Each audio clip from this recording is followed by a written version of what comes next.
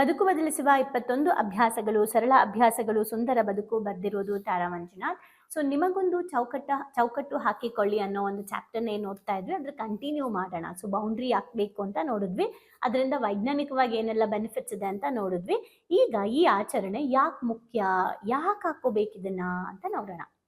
ನೀವು ನಿಮ್ಮ ಸಮಯ ಮತ್ತು ಕೆಲಸಗಳ ಮೇಲೆ ಹೆಚ್ಚು ಗಮನ ಕೊಡೋಕ್ಕೋಸ್ಕರ ನೀವು ಏನು ಗೊತ್ತಾ, ನಾನು ಒಂದು ವಿಷಯ ಹಂಚ್ಕೊಳ್ಳೇಬೇಕು, ಇದು ಬರಿಬೇಕಾದ್ರೆ ಒಂದು ರೀತಿ ಮುಂಚೆ ನನಗೆ ನಾನು ಚೌಕಟ್ಟು ಹಾಕ್ಕೊಳ್ಳೋ ವಿಚಾರದಲ್ಲಿ ಗಿಲ್ಟ್ ಇತ್ತು. ಓಕೆ, ಎಲ್ಲೋ ಒಂದು ಕಡೆ ನಾನು ನನ್ನ ಕೆಲವು ಸಂಬಂಧಗಳನ್ನ ಅಥವಾ ಫ್ರೆಂಡ್ಸ್ನ, ಒಂದು ಒಳ್ಳೆ ರಿಲೇಷನ್ಶಿಪ್ನ ಕಳ್ಕೊಂಬಿಟ್ನೇನೋ, ನಂದೊಂದು ಫ್ರೆಂಡ್ಶಿಪ್ ಗ್ರೂಪ್ನ ನಾನು ಕಳ್ಕೊಂಬಿಟ್ಟೆ ಅನಿಸುತ್ತೆ ಅನ್ನೋದು ನನಗಿತ್ತು. ಯಾಕಂದರೆ ಒಂದು ಬೌಂಡ್ರಿ ಹಾಕ್ಕೊಂಡೆ ನಾನು. ಅಂದರೆ ಎವ್ರಿ ಸ್ಯಾಟರ್ಡೆ ಸಂಡೇ ಬ್ಯುಸಿ ಆಗಿಬಿಡ್ತಿದ್ದೆ. ಬೆಳಗ್ಗೆ ಕೆಲ್ಸಕ್ಕೆ ಹೋಗು, ಮಧ್ಯಾಹ್ನ ಸ್ಕ್ರಿಪ್ಟ್ಗೆ ಹೋಗು, ಮತ್ತು ಸಂಜೆ ಒಂದು ಪಾರ್ಟ್ ಟೈಮ್ ಬಿಸ್ನೆಸ್ ಮಾಡು. ಸೊ ಮತ್ತೆ ಮನೆಗೆ ಬಾ, ಮತ್ತೆ ಊಟ ಮಾಡು, ಮಲ್ಗು, ಈ ಥರ ಆಗೋಯ್ತು. ಸ್ಯಾಟರ್ಡೆ ಸಂಡೇ ನನ್ನ ಸ್ಕಿಲ್ ಡೆವಲಪ್ಮೆಂಟ್ ಮೇಲೆ ನಾನು ಕಾನ್ಸಂಟ್ರೇಟ್ ಮಾಡ್ತಾ ಇದ್ದೆ. ಸೊ ಎಲ್ಲ ಏನಾಗೋಯ್ತು, ಫ್ರೆಂಡ್ಸ್ಗಳೆಲ್ಲ ಇವಳು ಅವತ್ತೂ ಸಿಗಲ್ಲ, ಮಾಮೂಲಿ ವೀಕ್ ಡೇಸಲ್ಲೂ ಸಿಗಲ್ಲ, ವೀಕೆಂಡಲ್ಲೂ ಸಿಗಲ್ಲ, ಬ್ಯುಸಿ ಆಗಿಬಿಟ್ಲು, ದುಡಿಯೋಕ್ಕೆ ಹೋಗ್ಬಿಟ್ಲು, ಹಾಗೆ ಹೀಗೆ ಅಂತ ತುಂಬ ಗಿಲ್ಟ್ ಫೀಲ್ ಆಗ್ತಾ ಇತ್ತು ಒಂದು ಟೈಮಲ್ಲಿ. ನಾನು ಸುಮಾರು ಕಡೆ ಹೇಳಿದ್ದೀನಿ ಕೂಡ. ಸೊ ಹೆಂಗೆ ಇದು ಗಿಲ್ಟ್ ಫೀಲು ಒಂದು ಕಡೆ ಆಯ್ತಾ, ಇನ್ನೊಂದು ಕಡೆ ಏನಂದರೆ ಬೌಂಡ್ರಿ ಹಾಕ್ಕೊಳ್ದೇ ಇದ್ರೆ ಏನಾಗುತ್ತೆ ಅಂತ ನನ್ನ ಬಗ್ಗೆ ಮಾತಾಡೋಕ್ಕೆ ನಾನೇ ಅವಕಾಶ ಕೊಟ್ಬಿಟ್ಟಿದ್ದೆ. ಅಂದರೆ ಈಗ ನೀನು ಇವಾಗೇನು ಬ್ಯುಸಿ ಆಗಿಬಿಟ್ಟೆ, ಇವಾಗೇನು ನಮಗೆ ಮೀಟ್ ಮಾಡ್ತಾ ಇಲ್ಲ, ಮುಂಚೆ ನೀನು ಹಂಗಿದ್ದೆ, ಇವಾಗ ನೀನು ಚೇಂಜ್ ಆದೆ, ಸೊ ಮುಂಚೆ ನೀನು ಹಿಂಗೆ ಅಂತಿರ್ಲಿಲ್ಲ, ಇವಾಗ ನೀನು ಹಂಗೆ ಮಾಡ್ತಿದ್ಯಾ, ಈ ಥರ. ಆಮೇಲೆ ಡಿಮ್ಯಾಂಡ್, ಲೈಕ್ ಇಲ್ಲ ನನಗೆ ಬರಲೇಬೇಕು, ಇಲ್ಲಿಗೆ ಹೋಗಲೇಬೇಕು, ಇದು ಕೆಲಸ ಆಗಲೇಬೇಕು ಅನ್ನೋ ಥರ. ನೀನು ಬರಲೇಬೇಕು, ಏನಾದರೂ ಮಾಡ್ಕೊ, ನೀನು ಬರಬೇಕು, ಈ ಥರ. ಸೊ ಎಲ್ಲೋ ಒಂದು ಕಡೆ ನನಗೆ ಅದು ತುಂಬ ಮಾನಸಿಕವಾಗಿ, ಭಾವನಾತ್ಮಕವಾಗಿ ಹಿಂಸೆ ಆಗ್ತಿತ್ತು. ಆ್ಯಂಡ್ ಅದ್ರ ಜೊತೆಗೆ ನನಗೆ ಗಿಲ್ಟು ಇತ್ತು, ನಾನು ತಪ್ಪು ಮಾಡ್ತಿದ್ದೀನೇನೋ, ನನ್ನ ಫ್ರೆಂಡ್ಶಿಪ್ನೆಲ್ಲ ಕಳ್ಕೊಳ್ತಾ ಇದ್ದೀನೇನೋ ಅಂತ ಅನ್ನಿಸ್ತಿತ್ತು. ಬಟ್ ನಾನು ಹೇಳ್ತೀನಿ, ಬೌಂಡ್ರಿ ಹಾಕ್ಕೊಳ್ಳೋದು ಅಂತ ಅಂದರೆ ಫ್ರೆಂಡ್ಶಿಪ್ನ ಕಳ್ಕೊಳ್ಳೋದಲ್ಲ. ಯಾರು ನಮ್ಮನ್ನು ನಿಜವಾಗ್ಲೂ ಅರ್ಥ ಮಾಡ್ಕೊಳ್ತಾರೆ, ಅವ್ರ ಕೆಲಸ ನಾವು ಮಾಡ್ಕೊಡ್ಲಿಲ್ಲ ಅಂದರೂ ಸಹ, ಅವ್ರಿಗೆ ಬೇಕಾದಾಗ ನಾವು ಅವೈಲಬಲ್ ಇಲ್ಲ ಅಂದರೂ ಸಹ ಅವ್ರು ನಮ್ಮನ್ನು ಅಕ್ಸೆಪ್ಟ್ ಮಾಡ್ತಾರೆ, ನಮ್ಮನ್ನೆಲ್ಲೂ ಬಿಟ್ಕೊಡಲ್ಲ, ಬಿಟ್ಟು ಹೋಗಲ್ಲ, ಈವನ್ ಜಗಳನೂ ಮಾಡಲ್ಲ. ಓಕೆ, ಇದು ಆ್ಯಕ್ಚುಲಿ ಮೆಚ್ಯೂರಿಟಿ.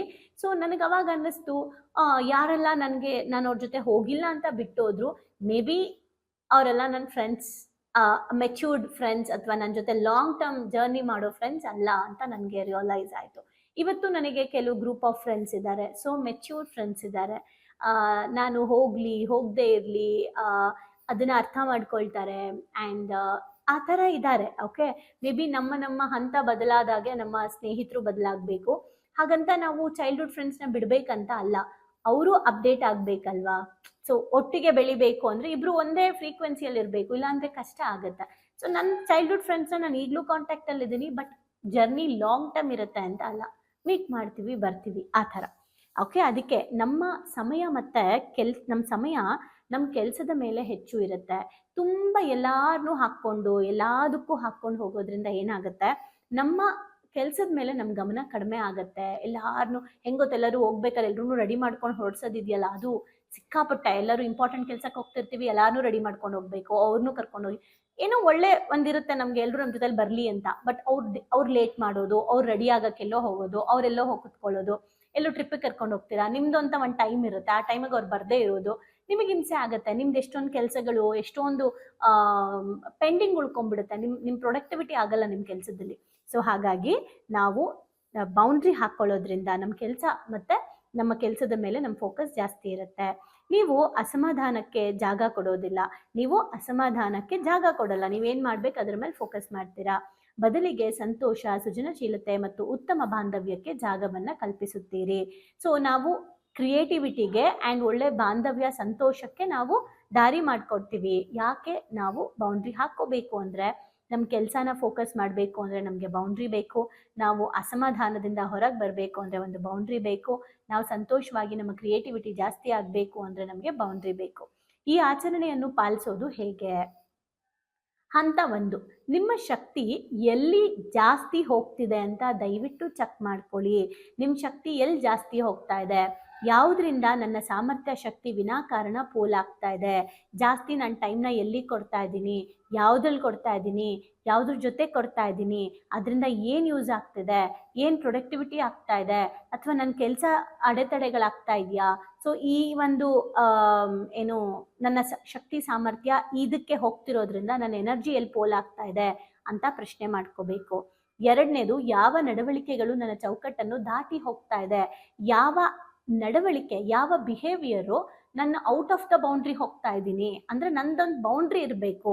ಸೊ ಎಲ್ಲ ಔಟ್ ಆಫ್ ದ ಬೌಂಡ್ರಿ ಎಲ್ಲಿ ಹೋಗ್ತಾ ಇದ್ದೀನಿ ನಾನು ನನ್ನ ಬಿಹೇವಿಯರಲ್ಲಿ, ಅದನ್ನು ಚೆಕ್ ಮಾಡ್ಕೊಬೇಕು. ಓವರ್ ಕೇರಿಂಗ್, ಓವರ್ ಜವಾಬ್ದಾರಿ, ಓವರ್ ಆಗಿ ನಾವು ಟ್ರೀಟ್ ಮಾಡೋದು ಒಂದು ರೀತಿ ನಮ್ಮ ಬೌಂಡ್ರಿಯಿಂದ ಹೊರಗೆ ಹೋಗ್ತಾ ಇದ್ದೀವಿ ನಾವು. ಸೊ ಇಲ್ಲ ಅನ್ನೋದನ್ನ ಭಯ ಇಲ್ಲದೆ ಹೇಳೋದು ಹೇಗೆ, ಸೊ ಇಲ್ಲ ಅನ್ನೋದನ್ನು ಕೂಡ ನಾವು ಭಯದಿಂದ ಹೇಳಬೇಕು. ಯಾವ ಥರ ಹೇಳ್ಬೋದು ನಾನು, ಯಾವ ಥರ ಅವ್ರಿಗೆ ನಾನು ಇಲ್ಲ ಅನ್ಬೋದು ಅನ್ನೋದನ್ನ ನಾವು ಕಲಿಬೇಕು. ಸೊ 3, ನಮ್ಮ ಎನರ್ಜಿ ಪೋಲ್ ಆಗಬಾರ್ದು ಅಂದರೆ ವಿನಾಕಾರಣ ನಮ್ಮ ಶಕ್ತಿ ಸಾಮರ್ಥ್ಯ ಎಲ್ಲೋಗ್ತಿದೆ ಅಂತ ನೋಡಬೇಕು. ಯಾವ ನಡವಳಿಕೆ ಮತ್ತು ಚೌಕಟ್ಟು ನಾನು ದಾಟ್ತಾ ಇದ್ದೀನಿ, ನನ್ನ ಬಿಹೇವಿಯರು ನನ್ನ ಒಂದು ಹ್ಯಾಪಿನೆಸ್ನ ಎಲ್ಲಿ ಹಾಳು ಮಾಡ್ತಿದೆ ನೋಡಬೇಕು. ಇಲ್ಲ ಅನ್ನೋದಕ್ಕೆ ನಾನು ಎಲ್ಲಿ ಹೆದರ್ತಾ ಇದ್ದೀನಿ ಅಂತ ನೋಡಬೇಕು.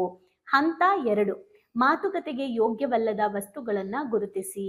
ಮಾತುಕತೆಗೆ ಯೋಗ್ಯವಲ್ಲದ ವಸ್ತುಗಳು, ನಿಮ್ಮ 5 ಚೌಕಟ್ಟನ್ನು ಸ್ಪಷ್ಟವಾಗಿ ಬರೆಯಿರಿ. ಒಂದು 5 ಬೌಂಡ್ರಿ ಹಾಕ್ಕೋಬೇಕು. ನೆನಪಿರಲಿ, ಇದು ನಿಮಗೆ ಪ್ರತಿದಿನ ಕಾಣುವಂತೆ ಇರಲಿ. ನಾನು 9 ಗಂಟೆ ಮೇಲೆ ಮೊಬೈಲ್ ಕರೆಗಳನ್ನು ಸ್ವೀಕರಿಸುವುದಿಲ್ಲ. ಬೆನ್ನ ಹಿಂದೆ ಮಾತನಾಡುವ ಬದಲು ಮುಕ್ತವಾಗಿ ನೇರ ಮಾತಾಡಲು ಬಯಸುತ್ತೇನೆ. ಈ ಥರ ಒಂದು 5 ಸೆಂಟೆನ್ಸ್ ನಾನು ಏನೇ ಮನಸ್ಸಿಗೆ ಬಂದರೂ ಅದನ್ನು ನೇರವಾಗಿ ಆ ವ್ಯಕ್ತಿ ಹತ್ರ ಕೇಳಿ ಕ್ಲಿಯರ್ ಮಾಡ್ಕೊಳ್ತೀನಿ. ನನಗೇನು ಸರಿ ಅನ್ಸಲ್ಲ, ಅದು ನಂಗೆ ಸರಿ ಅನ್ಸಲ್ಲ ಅಂತ ನಾನು ನೇರವಾಗಿ ಹೇಳ್ತೀನಿ. ನಾನು ಏನು ಒಳ್ಳೆಯವಳು ಆಗದೆ ಇದ್ರೂ ಆ ವಿಷಯ ಒಳ್ಳೆಯದು ಅಂತ ಬಂದಾಗ ನಾನು ಅದ್ರ ಪರವಾಗಿ ಸ್ಟ್ಯಾಂಡ್ ತಗೊಳ್ತೀನಿ. ಈ ಥರ ನೀವು ಕೆಲವೊಂದು 5 ಸೆಂಟೆನ್ಸ್ನ ಹಾಕ್ಕೊಬೇಕು. ಆ ಬೌಂಡ್ರಿನ ನೀವು ದಾಟಬಾರ್ದು, ಆ ಚೌಕಟ್ಟು ಒಳಗಡೆ ನೀವಿರಬೇಕು, ಆ ಚೌಕಟ್ಟು ಒಳಗಡೆ ಯಾರಿಗೂ ಬರೋಕ್ಕೆ ಬಿಡಬಾರ್ದು. ಆ ಥರ 5 ಯಾವುದು? ಬೆಳಗ್ಗೆ ಕೆಲಸ ಮುಗಿಸೋ ತನಕ ನಾನು ಮೊಬೈಲ್ ಮುಟ್ಟಲ್ಲ ಇದಾಗಿರ್ಬೋದು, ರಾತ್ರಿ ಇಷ್ಟು ಗಂಟೆಗೆ ಮಲಗ್ತೀನಿ ಅನ್ನೋದಾಗಿರ್ಬೋದು, ಅಥವಾ ನಂದೊಂದು ಟೈಮ್ ಫಿಕ್ಸ್ ಮಾಡ್ಕೊಳ್ತೀನಿ, ಈಗ ಒಂದು ಟೈಮ್ ಟೇಬಲ್ ಹಾಕ್ಕೊಳ್ತೀನಿ, ಆ ಟೈಮ್ ಟೇಬಲ್ ಪ್ರಕಾರನೇ ನಾನು ವರ್ಕ್ ಮಾಡ್ತೀನಿ ಅನ್ನೋದಾಗಿರ್ಬೋದು. ಓಕೆ, ಪ್ರೀತಿಯಿಂದ ತಿರಸ್ಕರಿಸುವುದನ್ನು ಕಲಿಯಿರಿ. ಪ್ರೀತಿಯಿಂದ ನೋ ಅನ್ನೋದನ್ನ ಪ್ರಾಕ್ಟೀಸ್ ಮಾಡಿ. 3ನೇ ಹಂತ, ನಿಮ್ಮ ಸಲಹೆ ಚೆನ್ನಾಗಿದೆ ಆದರೆ ನಾನು ಬೇರೆದು ರೆಡಿ ಮಾಡ್ಕೊಂಡಿದ್ದೀನಿ, ಸೊ ಇದು ಬೇಡ, ಇದ್ರ ಬದಲು ಇದನ್ನ ಮಾಡ್ಬೋದು ಅಂತ ಅವ್ರಿಗೂ ಹರ್ಟ್ ಆಗ್ದಂಗೆ ಹೇಳಿ. ನೆನಪಿರಲಿ, ಇಲ್ಲ ಎಂದು ಹೇಳುವುದು ಸಂಪೂರ್ಣ ವಾಕ್ಯ ಅಲ್ಲ, ಅದನ್ನೇ ಪ್ರೀತಿಯಿಂದ ಹೇಳುವುದರಿಂದ ಅದು ನಿರಾಕರಣೆ ಅಂತ ಅನ್ಸಲ್ಲ. ನೀವು ಇಲ್ಲ ಅಂತ ಹೇಳೋದು ಖಂಡಿತ ಅವ್ರಿಗೆ ಹರ್ಟ್ ಆಗಲ್ಲ. ನೀವು ನಿಮ್ಮ ಟೋನ್ ಮೇಲೆ ಗಮನ ಇಟ್ಕೊಂಡು ಹೇಳೋ ರೀತಿ ಆ್ಯಂಡ್ ಪ್ರೀತಿ ಎರಡರಿಂದ ಹೇಳಿದ್ರೆ ಅಲ್ಲಿ ಯಾವುದೇ ಡ್ಯಾಮೇಜ್ಗಳು ಆಗಲ್ಲ, ಭಯ ಪಡೋ ಅವಶ್ಯಕತೆ ಇಲ್ಲ. ಹಂತ 4, ದಯೆ ಇರಲಿ. ಬೇರೆಯವರಿಂದ ನಿಮ್ಮ ಚೌಕಟ್ಟಿಗೆ ಧಕ್ಕೆ ಆದಾಗ, ನಿಮ್ಮ ಒಂದು ಬೌಂಡ್ರಿಗೆ ಯಾರಾದರೂ ಧಕ್ಕೆ ಮಾಡ್ತಿದ್ದಾರೆ ಅಂತ ಅನ್ನಿಸ್ದಾಗ ದೀರ್ಘವಾಗಿ ಉಸಿರಾಡಿ. ನಿಮ್ಮ ನಿರಾಕರಣೆಯನ್ನು ಭಯವಿಲ್ಲದೆ ಸ್ಪಷ್ಟಪಡಿಸಿ, ಏಕೆಂದರೆ ಅತಿಯಾದ ಕ್ಷಮೆ ಮತ್ತು ಕಾಳಜಿ ಒಳ್ಳೆಯದಲ್ಲ. ಸೊ ಕ್ಷಮಿಸಬೇಕು ನಾವು, ಆದರೆ ನಿಮ್ಮ ಧಕ್ಕೆಗೆ, ನಿಮ್ಮ ಚೌಕಟ್ಟಿನ ಧಕ್ಕೆಗೆ, ನಿಮ್ಮ ಲೈಫ್ಗೆ ಅಥವಾ ನಿಮ್ಮ ನೇಮ್ಗೆ ಅಥವಾ ನಿಮ್ಮ ಒಂದು ಐಡೆಂಟಿಟಿಗೆ ಯಾರಾದರೂ ಧಕ್ಕೆ ಮಾಡ್ತಿದ್ದಾರೆ ಅಂದಾಗ ನಿರಾಕರಣೆ, ನೀವು ಅದನ್ನ ಹೇಳಬೇಕು. ಸೊ ಅತಿಯಾದ ಕ್ಷಮೆ ಮತ್ತು ಕಾಳಜಿ ಒಳ್ಳೆಯದಲ್ಲ. ಸೊ ಹಾಗಿದ್ರೆ ಇದನ್ನ ಇನ್ನೊಂದು ವಿಧಾನದಲ್ಲಿ ಹೇಗೆ ಮಾಡ್ಬೋದು ಅಂದರೆ, ಕಣ್ಮುಚ್ಚಿ ಕೂತ್ಕೊಳ್ಳಿ. ನಿಮ್ಮ ದೇಹವನ್ನ ಒಂದು ಚಿನ್ನದ ಬೆಳಕು ಸುತ್ತುವರಿದಂತೆ ಊಹಿಸಿ ಮತ್ತು ಅದೇ ನಿಮ್ಮ ರಕ್ಷಾ ಕ್ಷೇತ್ರ.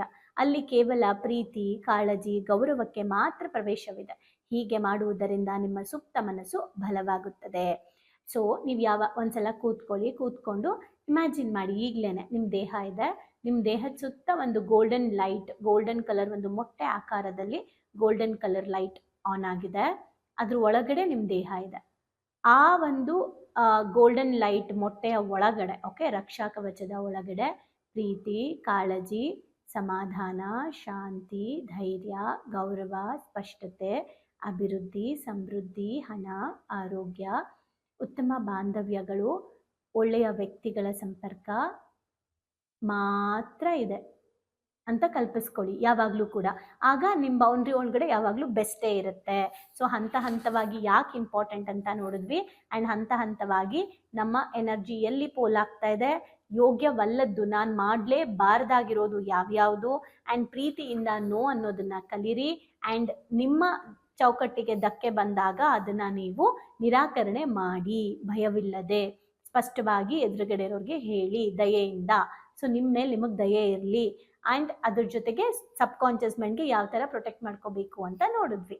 ಸೊ ಈಗ ಹೇಳಿ ಬೌಂಡ್ರಿ ಎಷ್ಟು ಇಂಪಾರ್ಟೆಂಟ್, ಆ್ಯಂಡ್ ಇದನ್ನೆಲ್ಲ ನೀವು ಮಾಡ್ತಾ ಇದ್ದೀರಾ, ಹಂತ ಹಂತವಾಗಿ ಅಪ್ಲೈ ಮಾಡ್ಕೊಳ್ಳೋಕ್ಕೆ, ಇಂಪ್ಲಿಮೆಂಟ್ ಮಾಡ್ಕೊಳ್ಳೋಕ್ಕೆ ಸ್ಟಾರ್ಟ್ ಮಾಡಿದ್ದೀರಾ ಅಂದರೆ ಕಮೆಂಟ್ ಮಾಡಿ.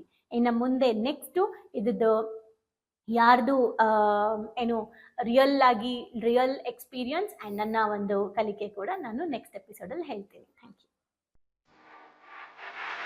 ಭಾವನೆಗಳಿಗಂದು ಶಾಲೆಗೆ ಬಂದು ತುಂಬಾ ಖುಷಿ ಆಯ್ತು. ಲೈಫಲ್ಲಿ ತುಂಬಾ ಅಂದ್ರೆ ತುಂಬಾ ಕ್ಲಾರಿಟಿ ಬಂದಿದೆ. ತುಂಬಾನೇ ಬದಲಾವಣೆ ಆಗಿದೆ. ನಂಗೆ ತುಂಬಾ ಖುಷಿ ಇದೆ ನಾನು ಇಲ್ಲಿಗೆ ಬಂದಿರೋದು. ನನಗೆ ತುಂಬಾ ಖುಷಿ ಆಗಿದೆ. ಒಂದಕ್ಕೂ ಸ್ಫೂರ್ತಿ ಸಿಕ್ಕಿದೆ, ನೆಮ್ಮದಿ ಸಿಕ್ಕಿದೆ. ಒನ್ ವರ್ಡ್ ಅಲ್ಲಿ ಹೇಳ್ಬೇಕಂದ್ರೆ ಇಟ್ ಈಸ್ ಅಲ್ಟಿಮೇಟ್. ಲೈಫ್ ತುಂಬ ಕಾಂಪ್ಲಿಕೇಟ್ ಅಂದ್ಕೊಂಡಿದ್ದೆ, ಬಟ್ ಈ ಕ್ಲಾಸಿಗೆ ಸೇರಿದ ಮೇಲೆ ತುಂಬ ಈಸಿಯಾಗಿ ಅರ್ಥಪೂರ್ಣವಾಗಿ ಹೇಗೆ ಜೀವಿಸ್ಬೇಕು ಅನ್ನೋದು ಗೊತ್ತಾಯ್ತು. ಆಕ್ಚುಲ್ ಆಗಿ ನಂಗೆ ತುಂಬಾ ಖುಷಿ ಇದೆ ನಾನು ಇಲ್ಲಿಗೆ ಬಂದಿರೋದು. ಈ ಒಂದು ವರ್ಕ್ಶಾಪ್ ಬಂದಿರೋ ಉದ್ದೇಶ ಅಂದರೆ ತಾರಾ ಮೇಡಮು ಏನೇ ಕೊಟ್ಟರು ಒಂದು ಅದ್ಭುತವಾಗಿ ಸ್ಪೆಷಲ್ ಆಗಿ ಕೊಡ್ತಾರೆ ಅನ್ನೋ ನಂಬಿಕೆ ಇದೆ. ಈ ಒಂದು ವರ್ಕ್ಶಾಪಲ್ಲಿ ಇನ್ನೂ ಅದ್ಭುತವಾಗಿ ಸಿಗ್ತದೆ ಅಂತ ನಂಬ್ಕೊಂಡು ಬಂದಿದ್ದೀನಿ. ಖಂಡಿತ ಆಗುತ್ತೆ. ಡೈಲಿ ಹೊಸ ಟಾಪಿಕ್ ನಾವು ಡೈಲಿ ವೇಟ್ ಮಾಡ್ತಾ ಇರ್ತೀವಿ, ಇವತ್ತೇನು ಹೇಳ್ಕೊಡ್ತಾರೆ, ನಾಳೆ ಏನು ಹೇಳ್ಕೊಡ್ತಾರೆ ಅಂತೇಳಿ. ನಾನು ಎಲ್ಲರಿಗೂ ಹೇಳೋದಷ್ಟೇ, ಅವ್ರು ಕೊಡೋ ಎಲ್ಲ ಟಾಸ್ಕ್ನು ಚೆನ್ನಾಗಿ ಫಾಲೋ ಅಪ್ ಮಾಡಿದರೆ ನಿಮ್ಮ ಜೀವನ ಇನ್ನೂ ತುಂಬ ಚೆನ್ನಾಗಿರುತ್ತೆ. ಎಜುಕೇಶನ್ ಬಂದ್ಮೇಲೆ ನನ್ನ ಲೈಫ್ ಸೇವ್ ಆಯ್ತು ಅಂತಾನೆ ಹೇಳ್ಬೋದು. ಸೊ ಬಹಳನೇ ಖುಷಿ ಇದೆ.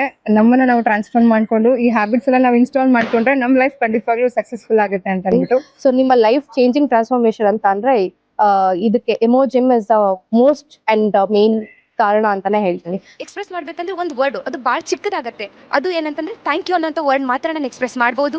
ಒಂದೊಂದು ಸ್ಟೆಪ್ಪಲ್ಲೂ ನಾವು ಚೇಂಜ್ ಆಗ್ತಿದ್ದೀನಿ ಅನ್ನೋದು ತುಂಬ ನನಗೆ ಅಳವಡಿಕೆ ಆಗ್ತಿದೆ. ಮತ್ತು ಎಲ್ಲ ಸ್ಕೂಲು ಕಾಲೇಜ್ಗಳಲ್ಲೂ ಇದೊಂದು ಸಬ್ಜೆಕ್ಟ್ ಅಂತ ಇಡಬೇಕು ಮಕ್ಕಳಿಗೆ. ಎಲ್ರಿಗೂ ಯೂಸ್ ಆಗುವಂಥ ಕ್ಲಾಸ್ ಇದು, ಯೂನಿಕ್ ಆಗಿದೆ. ಇಮೋಜಿಮ್ ಟೀಮ್ಗೆ ಥ್ಯಾಂಕ್ ಯು. ಎಲ್ಲ ನಡೆಸ್ತಾ ಇರುವಂಥ ತಾರಾ ಮೇಡಮ್ಗೆ, ಸಂದೇಶ್ ಸರ್ಗೆ, ಜೊತೆಗೆ ಎಮೋಜಿಮ್ ಟೀಮ್ಗೆ thank you so much. So ಯಾರ್ಯಾರೆಲ್ಲ ಸೇರ್ಕೊಂಡಿಲ್ಲ ದಯವಿಟ್ಟು ಸೇರ್ಕೊಳ್ಳಿ. So it is very utilizing. Life long ಯಾರಿಗಾದ್ರೂ ಚಿರಋಣಿಯಾಗಿರ್ತೀವಿ ಅಂದರೆ ಅದು ಸಂದೇಶನ ಮತ್ತು ತಾರಾ. ಸೊ ಬನ್ನಿ ಭಾವನೆಗಳಿಗೊಂದು ಶಾಲೆನ ಎಂಟರ್ ಆಗಿ ಅದನ್ನ ಫೀಲ್ ಮಾಡಿ. ಅಂದ್ರೆ ರಿಕ್ವೆಸ್ಟ್ ಮಾಡ್ಕೊಂತಿದ್ದೀನಿ ನಿಮಗೆ, ಇದರಿಂದ ಲಾಸ್ ಆಗೋದಂತೂ ಏನೂ ಇಲ್ಲ, ಬಟ್ ಲೈಫಲ್ಲಿ ತುಂಬಾನೇ ಪಡ್ಕೊಂತೀನಿ ನಾನು. ಅದಕ್ಕೆ ನಾನು ಶೋರ್ ಗ್ಯಾರಂಟಿ ಕೊಡ್ತೀನಿ ನಾನು. ಎಲ್ಲೋ thank you to Tara ma'am and Sandesh sir. Thank you to whole my ಎಮೋಜಿಮ್. Thank you.